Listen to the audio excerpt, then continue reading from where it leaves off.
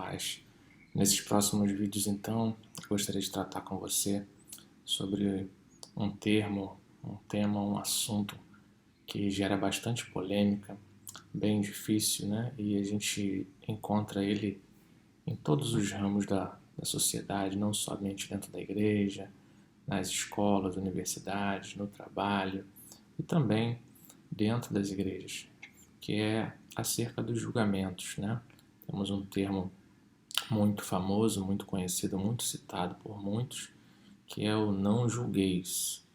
Mas você sabe de onde foi tirado isso? Onde está escrito isso? Quem disse isso? E a quem isso foi dito? Então eu queria te convidar a fazermos uma reflexão. Estarei postando alguns vídeos relacionados a esse assunto especificamente, para que nós possamos trazer luz a esse tema e tentarmos entender de uma maneira mais precisa, de uma maneira mais razoável, aquilo que foi deixado para nós por Jesus Cristo nas Escrituras. Queria te convidar então a abrir aí a sua Bíblia, seu tablet, seu celular, na passagem que se encontra no Evangelho de Mateus, no capítulo 7, os versículos de 1 a 5, onde tratam desse assunto.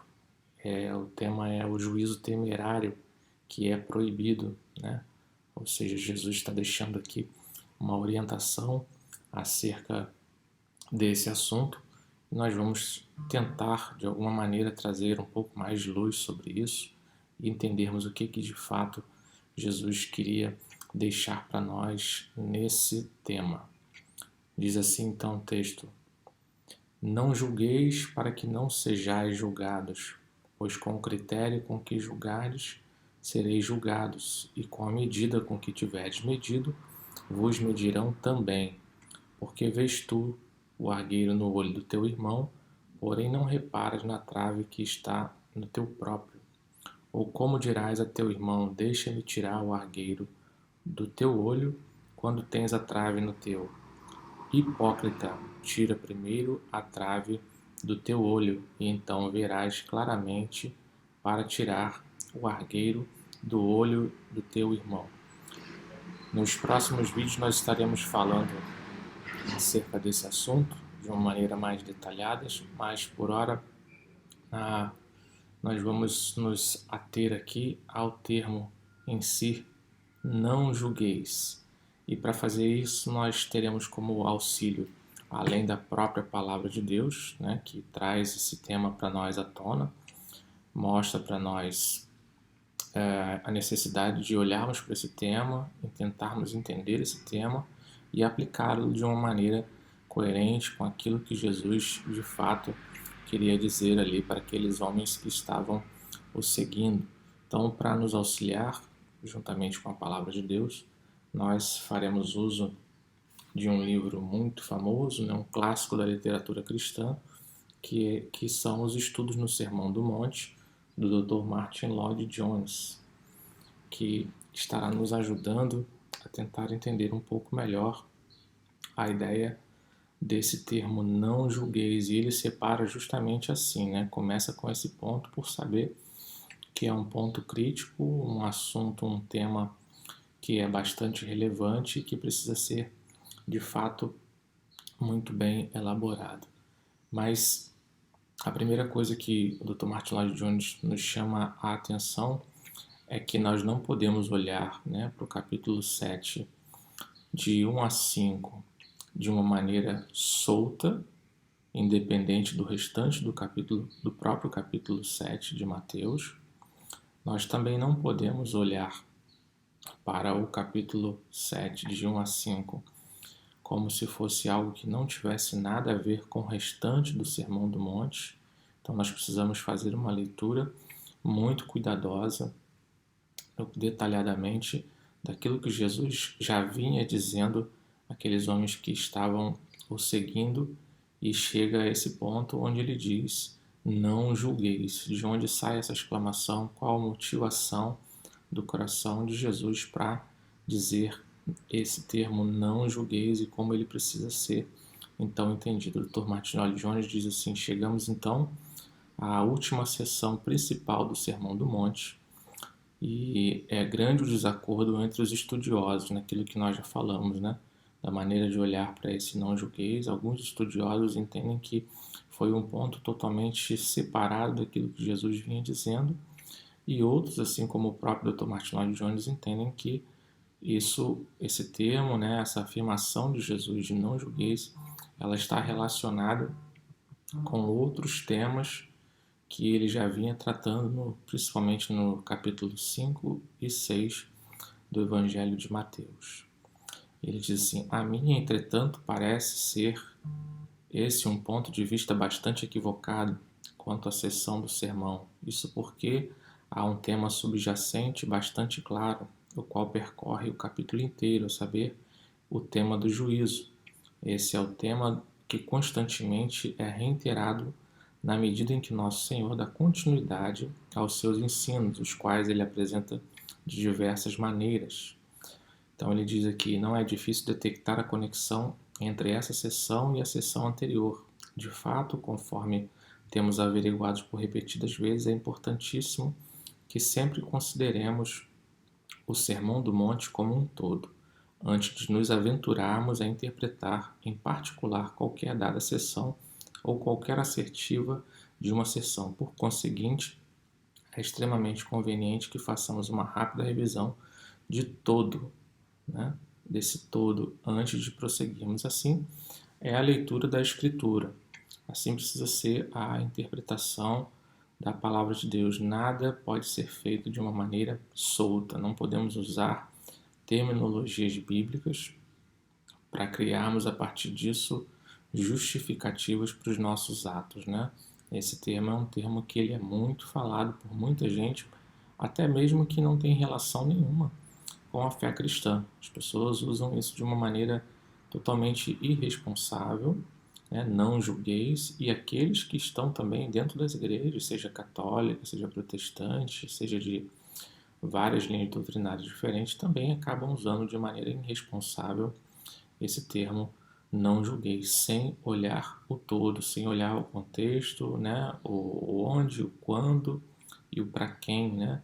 Foi deixado esse termo. Segundo o Dr. Martin Lloyd Jones, em primeiro lugar, encontramos a descrição de um indivíduo crente, no que concerne ao seu caráter, né? Em seguida, nos foi demonstrado o efeito exercido sobre o crente por parte de tudo quanto acontece no mundo em que ele vive, bem como a reação dele neste mundo.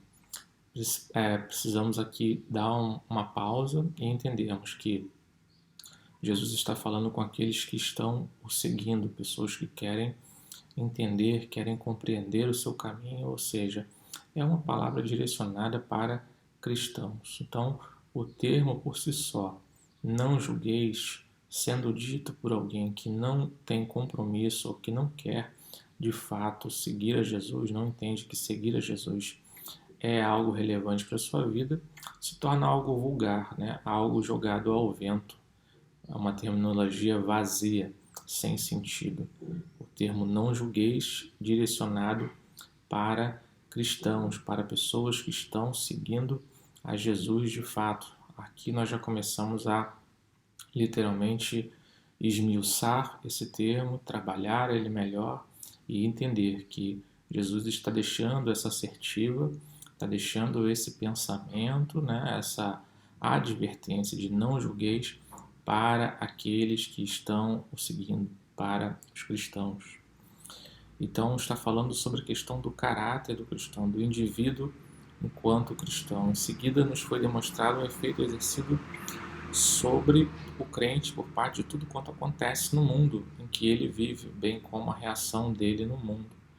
Jesus está falando então nesses capítulos 5 e 6 de uma maneira clara com aqueles que estão seguindo como o cristão deveria então se comportar no mundo, como deveria ser o caráter do cristão, como ele deveria se apresentar no meio da sociedade, relembrando a importância de ser sal, de ser luz, de dar um bom testemunho. E em seguida ele é relembrado a respeito da função, o cristão é relembrado a respeito da função de como crente no mundo ser sal, ser luz, e isso ser colocado para todos, a verem como o cristão se comporta e assim por diante. Depois, tendo descrito como é o crente, bem como o seu meio ambiente em que ele vive, nosso Senhor passa a fornecer-nos instruções específicas no que toca à vida do crente neste mundo. Então, primeiro Jesus começa a falar sobre a postura e a presença do cristão no mundo, o seu caráter, o seu testemunho.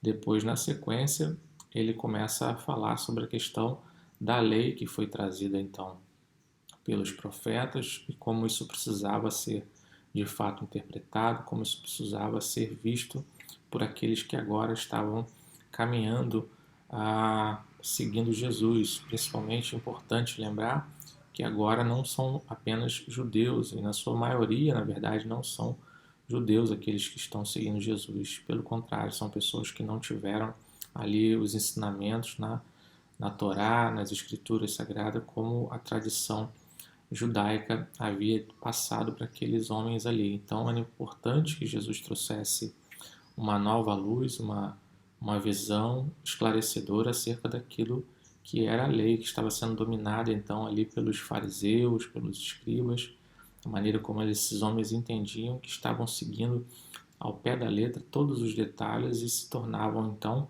mais justos, os mais santos, mais consagrados do que o restante da humanidade.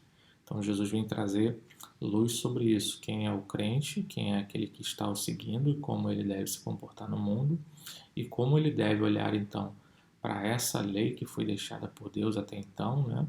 Era o que se tinha para poder caminhar na presença de Deus, era a Torá, como deveria ser interpretado então. Jesus passa a explicar isso. Então, o crente ele é instruído sobre como deve se comportar de uma maneira geral, seu comportamento, nos aspectos morais também, sobre como a lei se aplica a ele, bem como sobre o que é esperado da parte dele. Então, isso é o contexto ali do capítulo 5, né? Jesus falando para aqueles que estão o seguindo. Tendo feito isso, então, já no 6º capítulo, nosso Senhor examina o crente que fora assim descrito a viver a sua vida neste mundo, vivendo especialmente para a comunhão com o Pai Celeste. Primeiro, Jesus fala sobre a importância do bom testemunho, sobre a importância de fazer uma boa leitura da lei, como interpretá-la e aplicá-la. E agora, no capítulo 6, o pano de fundo geral é o seu relacionamento com Deus, esse Pai Celeste que tudo vê, que tudo observa, que está acompanhando esse desenvolvimento e o caminhar desse cristão. Tudo isso deve sempre ser feito com a convicção de que o Pai está de olhos permanentemente fixos sobre ele, né? No caso, o cristão. Não haverá qualquer valor ou mérito naquilo que fizermos se não percebermos essas realidades, se estivermos dispostos a agradar a nós mesmos ou impressionar os nossos semelhantes. Nesse caso, melhor seria permanecermos inativos, né? Sem nos despertarmos para essa luz de Cristo.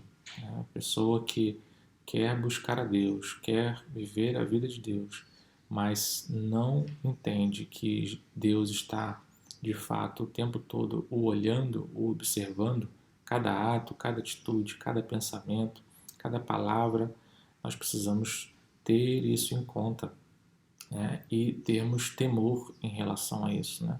Não vivemos nesse mundo como se estivéssemos soltos aqui, principalmente como cristãos, aqueles que têm sido ensinados na palavra.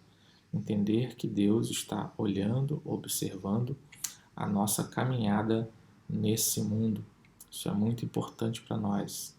Então chegamos aqui já de ato contínuo, conforme o Dr. Martin Lloyd Jones assevera para nós, nessa outra sessão no qual Nosso Senhor mostra-nos o perigo do impacto das atividades desse mundo sobre nós, o perigo desse mundanismo, né? O perigo de passarmos a viver para as coisas dessa vida, deste mundo, sem se importar se possuímos bens materiais em abundância ou com escassez, especialmente a sutileza desse perigo. Uma das reflexões também levantada aqui no capítulo 6 de Mateus é com relação a essa brevidade da vida, aquilo que realmente importa, aquilo que realmente é prioritário para nós e como nós devemos observar essas coisas sem esquecer que elas são de fato importantes, nós necessitamos dela, mas também não fazendo disso para nós um foco da nossa vida, né? Onde está a nossa maior atenção, no nosso trabalho, no nosso estudo, no nosso dia a dia na casa, sem perceber que nós temos uma vida com Deus a ser vivida no porvir. Isso deve permear o nosso pensamento. Então, tendo abordado esses assuntos, o Senhor Jesus então chega a essa sessão final, que aqui, ao que parece, ele está salientando outra vez a importância vital de nos lembrarmos que estamos caminhando sobre os olhos do Pai. É importante nós pensarmos sobre isso, refletirmos sobre isso, até mesmo antes de chegarmos àquela conclusão ou olharmos ali para o capítulo 7, para esse não julgueis, nós precisamos fazer essa releitura e entendermos, precisamos lembrar constantemente que estamos sendo observados principalmente por Deus. É Deus quem nos julga, é Deus quem nos olha, é Deus quem nos observa, mas também ele traz outros preceitos sobre nós, né?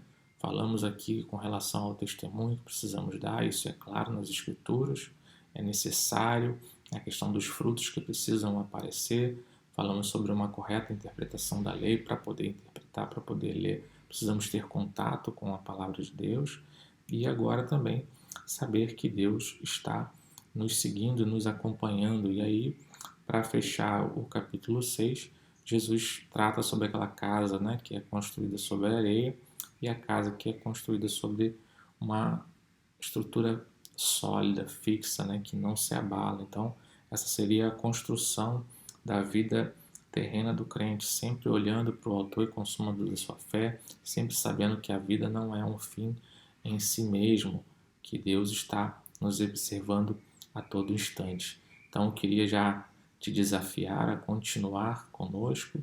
Nós vamos entrar no próximo vídeo no capítulo 7 em si, mas nós precisamos tratar aqui dos pormenores anteriores, antes de Jesus trazer essa declaração, o que Jesus de fato vinha tratando e vinha trazendo luz para os seus seguidores, aqueles que estavam acompanhando, qual foi o momento onde Jesus chega a dizer não julgueis, o que ele tinha tratado antes. Então espero que você continue conosco, tentando entender, para poder de fato sabermos o que Jesus tinha em mente quando declarou ali esse famoso não julgueis. Deus te abençoe, se inscreve no canal, clica aí no sininho das notificações para que você receba os próximos vídeos. Deus possa estar nos abençoando. Em nome de Jesus.